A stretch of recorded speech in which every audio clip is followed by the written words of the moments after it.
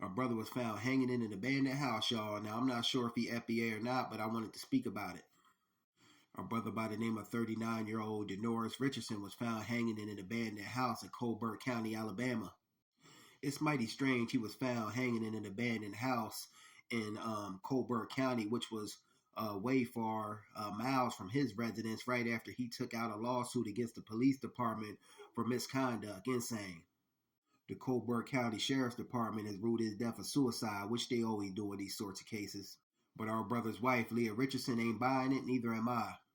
I reported a bunch of deaths like this on my channel where brothers and sisters is found hanging and they just write it off as suicide. A sister by the name of Yona Lubrin, when I look back into her thing, I can't find any information on her death. Her family didn't believe that, it was a suicide either. She was found hanging down there in Florida, I believe, to our brother Javion McGee, who was caught purchasing that rope. And just because he purchased the rope, I ain't buying it. If you want to believe everything you see in the media and the news, that's on you. But as for me, I do my homework and let it sit with me and see how I feel about the thing before, I make my ultimate judgment. And I need, they got to be more things brought out on that. It seems as if they're trying to drag their feet or cover something up in our brother Javion McGee's death. Something just don't sit right with me with that whole thing either. Our brother's wife said he didn't leave a note, etc., and she feels in her heart that his death is related to the police department.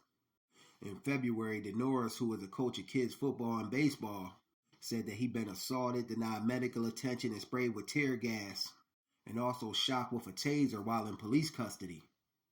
His wife said she ain't accusing a specific person though, but that her husband didn't kill himself.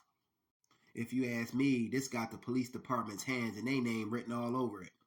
So a brother brings the police department up on charges and he magically ends up hanging in a bando miles away from his own residency. I ain't buying it. It's also a long history of lynchings that took place in this Colbert County, Alabama. There was 359 reported lynchings in Alabama between 1877 and 1943. And I said reported. Just imagine the ones that weren't reported, so the numbers are way higher in my opinion. And this Colbert County where our brother was found has 11 lynchings by itself. And all of this is coupled with the fact that the residents of this town say that the police department have a long-standing history of using excessive force.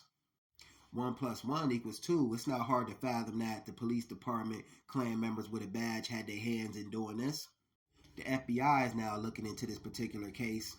We as a black collective may need to start going down some of these places where this nonsense is occurring and taking place and do our own legwork and due diligence to get to the truth. Because I question everything. I'm starting to hear an influx on this sort of thing where black folks are found hanging, and I don't like it. I don't like it one bit. A woman by the name of Tori Belly, the local president of the NAACP and the only black member of his 6-member commission, said that this is partially informed by the region's history of lynchings. This ain't partially informed. We got the good sense and reasoning that God gave us to question things that don't look right. And it ain't too far to fathom that race soldiers or Klan members could have did this. Furthermore, there ain't no way in hell that non-black people should be sitting up on the board of the NAACP. But the NAACP was founded by non-black people. And I'm going to take it a step further in saying that if you non-FBA, you shouldn't be sitting up on a board like this. This is why we need to get these kinds of organizations out the paint, truth be told, that don't serve the best needs of foundational black Americans, and get our own grassroots foundational black American organization started so we can look into these mistreatments of our brothers and sisters. And by the way, we need answers on this right along with all of the other so-called self-induced cases where brothers and sisters was found hanging. And if you can see right there, the brother's hand, obviously he got a book on rights because he was getting ready to bring this no good police department, aka Ku Klux Klan members with a badge, up on some kind of charges, if you ask me. So yeah, this ain't no coincidence. It got that police department's hands written all over it. And I want to say rest easy to my brother Richardson, and my condolences goes out to his friends and family. Just my thoughts on the matter. Peace.